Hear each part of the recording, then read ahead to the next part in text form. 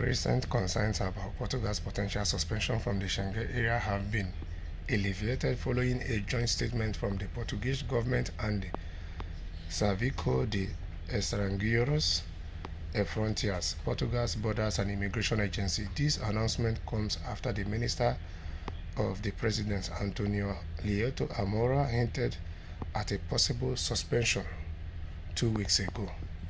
According to the reports, the European Commission has affirmed its commitment to collaborating with all member states, including Portugal, to facilitate the implementation of new entry-exit system (EES)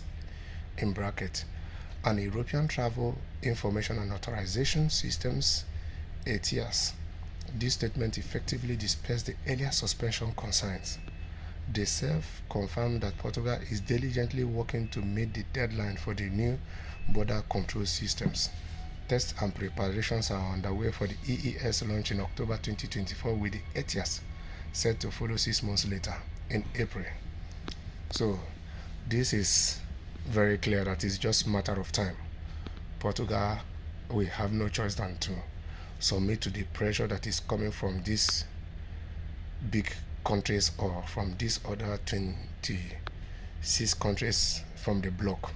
It's just a matter of time, and we can see it playing out now, because first and foremost, Portugal's economy and their debt is doing very well at the moment, and they can't afford to get suspension or being suspended from the European Union bloc, which is going to do or deal a very big blow to their economy that is growing at the moment, even though Portugal is equally having a big housing crisis. So the last thing they need now is to be shut out of the European Union. So it's only a matter of time that they will bow to this pressure, and we are seeing it playing out now. The SEF highlighted the importance of meeting these deadlines to avoid jeopardizing Portugal's full participation in the Schengen area. To ensure progress, the previous government authorized an additional 25 million in February. This funding, along with ongoing collaboration between the SEF and the current rules in the European Union. So it is very clear.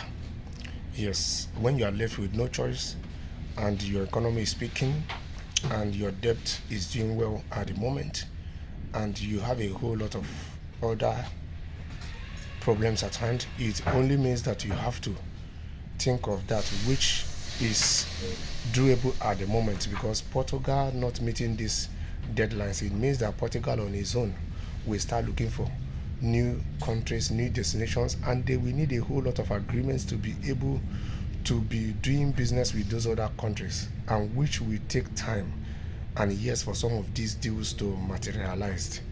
So this is much easier for Portugal, even though it might not be what they want, because nobody wants to be forced or nobody wants to be left with no option. But at the moment, I think it is fair enough to say that it's a win-win